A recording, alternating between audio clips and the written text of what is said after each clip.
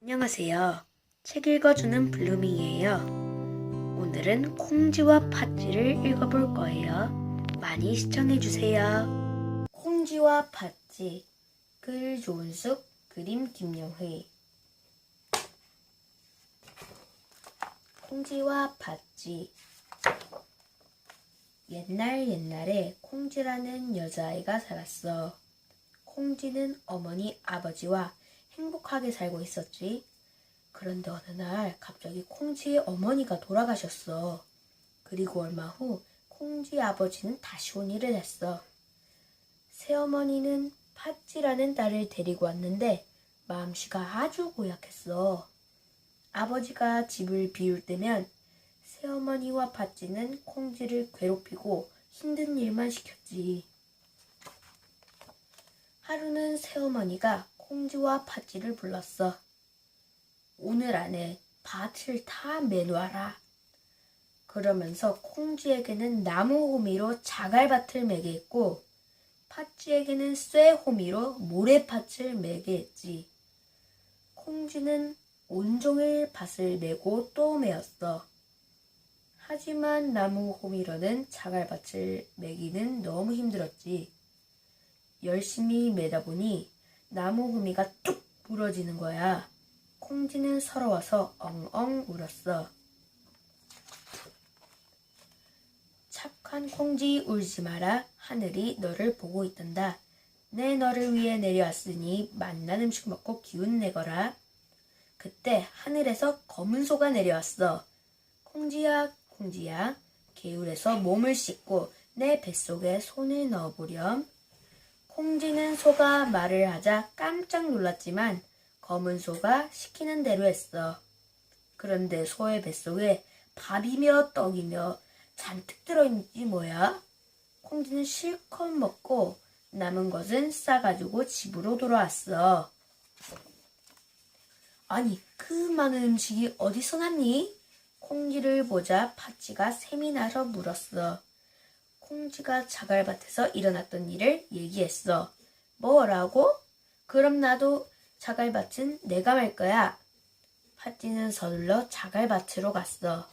팥쥐가 자갈밭을 매다가 우는 신용을 하자 콩쥐의 말대로 하늘에서 검은 소가 나타났지. 팥쥐는 대충대충 손을 씻고는 검은 소의 뱃속에 손을 밀어넣었어. 그런데 먹을 것을 너무 많이 쥐어서 손을 뺄 수가 없었어. 그때 갑자기 검은 소가 펄펄 날뛰기 시작하는 거야. 팥쥐는 먹을 것을 꼭 쥔 채 검은 소에 매달려 이리저리 끌려다녔어. 소가 가시밭을 마구 뛰어다니는 바람에 팥쥐는 온몸이 끓기고 옷이 찢어졌지. 다쳐서 돌아온 팥쥐를 보자 새어머니는 무척 화가 났어. 새어머니는 콩쥐에게 볶은 콩을 주고 낡은 배틀로 배를 짜게 했어. 팥쥐에게는 찰밥을 주고 새 배틀로 배를 짜게 했지. 콩쥐는 콩을 한꺼번에 입에 넣고 배를 짰어. 하지만 팥쥐는 찰밥을 떼어 먹느라 손이 끈적거려 배를 짤 수가 없었지. 그러면 그럴수록 새어머니는 콩쥐만 더 미워했어. 어느 날 건넌 마을에서 큰 잔치가 벌어졌어. 새어머니는 팥쥐만 데려가면서 콩쥐에게 말했어. 너도 잔치에 오고 싶다면 집안 청소를 다 하고 아궁이 다 치우고 벼 10섬 찍어놓고 물 항아리를 가득 채워놓고 오너라. 콩쥐는 잔치집에 가고 싶어 부지런히 집을 치우기 시작했어. 하지만 그 넓은 집을 혼자 다 치우고 나니 그만 힘이 빠져버렸지. 아, 이 벼를 언제 다 찍는다? 콩쥐가 한숨 짓는데 참새 수백 마리가 날아왔어. 참새들은 콩쥐네 마당을 온통 뒤덮었어. 허이 허이 저리 가. 벼를 먹으면 안 돼. 콩쥐가 울면서 참새들을 보니 벼를 먹는 것이 아니라 껍질을 콕콕 쪼아대고 있는 게 아니겠어? 그 많은 참새들 덕분에 벼 10섬이 금방 찍어졌어. 그 다음에도 콩쥐는 물을 길러다가 물 항아리에 묻었어. 그런데 부어도 물이 채워지지 않았지. 항아리에 커다란 구멍이 나 있던 거야. 아, 항아리를 어떻게 다 채우지? 그때 웬 두꺼비가 나타나 구멍을 막아주었어. 콩쥐가 얼른 물을 길어 부으니 항아리가 가득 찼지. 때마침 검은 소가 나타나 콩쥐에게 고운 옷과 비단신을 주었어. 아, 정말 곱다. 고맙습니다. 콩쥐는 곱게 차려입고 잔치집에 갔어. 한참 구경을 하던 콩쥐는 새어머니와 팥쥐를 봤어. 새어머니가 콩쥐를 보면 일 안 하고 놀러 다닌다고 혼날 게 틀림없었지. 콩쥐는 서둘러 집에 돌아오다가 그만 비단신 한 짝을 잃어버렸어. 마침 마을을 지나던 고을 사또가 그 비단신을 주었지. 사또는 비단신이 하도 고와서 주인도 고울 거라 생각했어. 여봐라, 이 비단신의 주인을 찾아라. 사또는 왠지 이 비단신의 주인이 자신의 배필일 것 같았지. 사또는 비단신의 주인을 찾아 마을을 돌아다니며 모든 처녀에게 비단신을 신겨보았어. 하지만 비단신이 맞는 사람은 아무도 없었어. 어디 나도 한번 신어봅시다. 혹시 내가 맞을지 아우?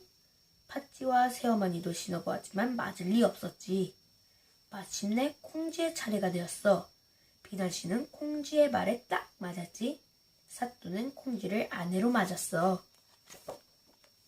팥쥐는 행복하게 살고 있는 콩쥐가 너무 얄미웠어. 그래서 어느 날 콩쥐를 연못으로 내려가 물속으로 밀쳐버렸지. 팥쥐는 콩쥐 옷을 입고 콩쥐인 척했어. 사또는 콩쥐의 모습이 조금 이상했지만 깜빡 속고 말았지. 며칠 후 연못 한가운데에 크고 고운 꽃이 피었어. 꽃은 사또가 지날 때에는 활짝 피었다가 팥쥐가 지날 때는 시들었어. 어느 비 오던 날 팥쥐는 화가 나서 꽃을 꺾어 멀리 던져버렸지. 그런데 마침 사또 옆집에 사는 할머니가 그 꽃을 주워와 집안에 꽂아두었어. 할머니가 잠시 나갔다 와보니 웬 고운 색시가 앉아있었지. 바로 그 꽃에서 나온 콩쥐였어. 사또께 밥 한 끼만 대접할 수 있게 해주세요. 할머니는 콩쥐의 간청에 못 이겨 사또를 집으로 초대했어. 사또는 밥상을 보더니 깜짝 놀랐어. 아니, 수저가 왜 거꾸로 놓여 있어? 그때 콩쥐가 장동 안에서 뛰쳐나오며 말했어. 수저가 바뀐 것은 알면서 아내가 바꾼 것은 어찌 모르십니까? 그제야 모든 것을 알게 된 사또는 팥쥐와 새어머니에게 큰 벌을 내렸어. 그 뒤로 콩쥐와 사또는 오랫동안 행복하게 잘 살았대. 끝.